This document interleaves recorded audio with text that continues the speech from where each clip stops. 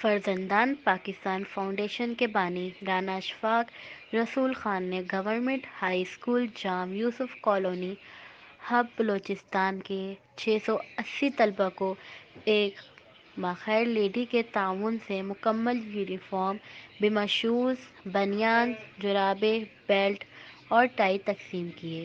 اس موقع پر اسکول کے head mister Abdul Qayyum اور دیگر اساتذہ بھی موجود تھے۔